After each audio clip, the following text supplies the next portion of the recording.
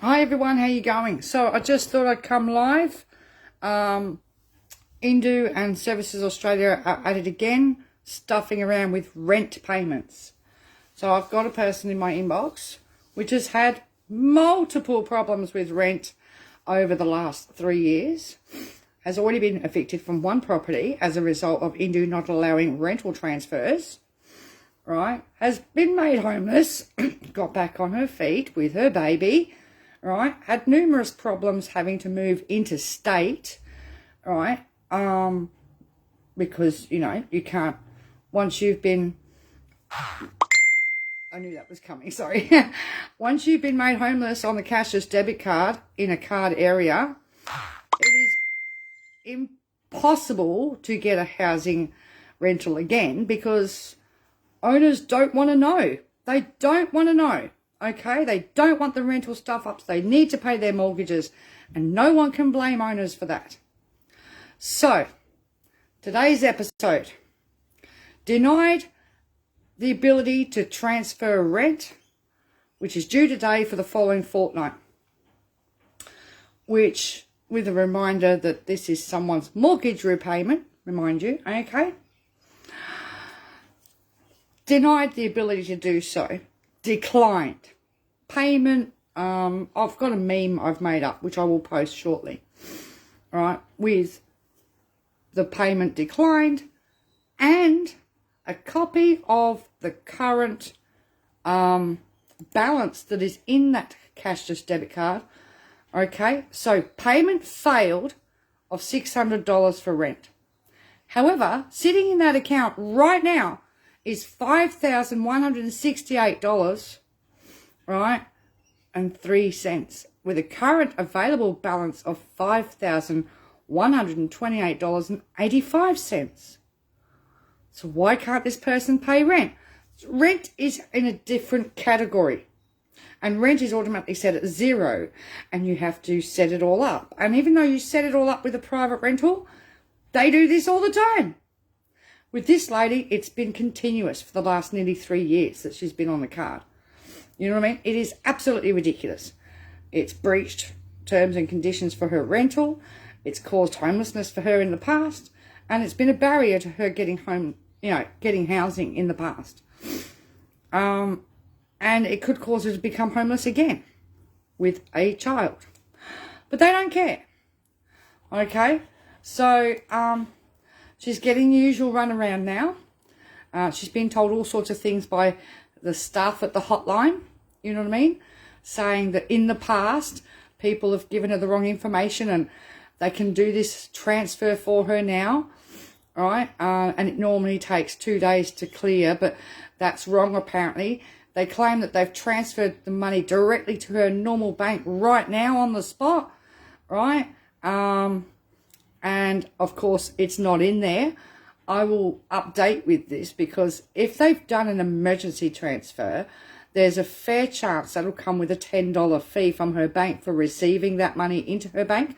So she could be short the $10 on her rent, because we've had that happen with somebody with registration, car registration. They couldn't pay it and they needed $110 and they got an emergency payment. And when they went to the bank, there was $100 in there. The bank had taken $10 for the emergency fee for transferring what is basically an IBAN account. It comes from outside the regular banking sector, from overseas.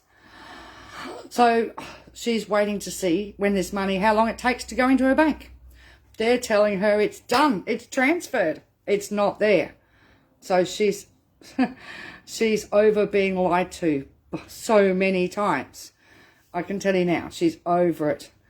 But yes, here we go. Just before Christmas, risking putting a single mum with a little baby out again. But they don't care. Now, if you're on a cashless debit card and you're having these sort of rental issues, please let us know, right? We've been through this battle with loads of card holders in the past. Some people have been denied for weeks and weeks and weeks the ability to pay rent. We did a fundraiser for one lady, which we don't normally do. National Homeless Collective paid 6 weeks rent for another lady just so that she didn't lose her housing, right? Shouldn't be happening. But they'll say, oh, it's your fault. How can it be your fault when you've got over $5,000 in your account, but you can't pay rent because they won't let you because your 28-day cycle hasn't come up and they're holding that money offshore and it's not in your account, right? But there's got to be something done about the fact that when they do this, they force people to breach legal contracts. Your lease is a legal contract. And if you don't pay it on the day that you've signed for your lease, you're in breach of a legal contract. Indue constantly forces people to breach that contract. And it's got to stop. It has got to stop. It ends in breaches, which puts black marks on people's rental histories. It ends in evictions, which if you get the wrong person who's a nasty landlord or hasn't been paid and you're still fighting to get funds to pay them, right, could land you on ticker, which means that you are banned from renting anywhere. Now, we've seen in card regions that the cashless debit card is a barrier to getting housing. Hinkler is now number 1 for homelessness since the cashless debit card rolled in. Why? It's listed as the most disadvantaged region in the whole country. It's the biggest area with the most amount of cashless debit card holders on it, at nearly 7,000 families on it. And the majority of those people rent privately, and a lot of them have this trouble all the time. Some people have it fortnightly, some people go through it every 6 months, some people have it monthly. All right. And here we are again. This particular lady is in Victoria and is going to see her local ALP member. Okay? Because this enough is enough. It's not good enough. When they say, oh, it helps people with financial literacy, no, it doesn't. It destroys their rental histories, their credit ratings, and it drives people into homelessness and bankruptcy. Plus all the mental health, the stress. This person's in my inbox, a wreck. You know what I mean? Not good enough. It's not fair to put so much pressure on parents at every angle. Okay? You've got Indue doing this, and then you've got parents next. Cutting someone off for not answering a phone call, then sending them a message 10 minutes later, reminding them that they're going to get a phone call from parents next and to answer the phone. But they've already missed the call because it was a private number, and they've already had their payments cut off. 3 more hours on the phone fighting with somebody to get your payments temporarily back on until you speak to somebody at Parents Next, even though you hold an exemption. Parents Next are also advising people who are homeless that have to participate in their program that they are being recommended for the cashless debit card. And when these people go, but I'm not in a cashless debit card area. Oh, no, it's not now. It's for the future reference when you get a home. They are recommending people for the cashless debit card for the future. That's what Parents Next are doing at the moment. Outside forced trial regions. And don't forget, this is not just welfare in another form. This is not just an ordinary debit card.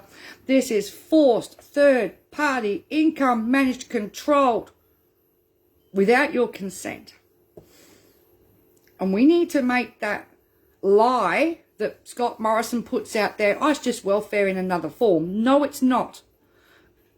It is forced third-party income management control. Whole big different kettle of fish. Okay, so I'll put my meme up next. Share it widely. Okay, and I'll update later as to how long it takes this person to actually see that money turn up in her account and how late she ends up being paying her rent. Her rent is due today. And I can tell you now, the owners of that property are pissed off. As so is this lady. All right, they're over it. They've been going through this since day one, since she moved in. Her previous owner had the same problem. right? She lost a property in Hinkler due to the same problem. This is not a one-off. This is now going on every property she's ever rented, everywhere she goes. The same problems over and over and over. And when I put up that meme, and it shows direct her balance from her Indue card, I have removed all personal names, numbers, everything on the pictures, so I've protected this person's privacy, right? But it shows a $600 payment decline and a balance in the card of $5,128.85. Yet she can't pay rent. Go figure. All right, guys, I'll talk to you later. See ya.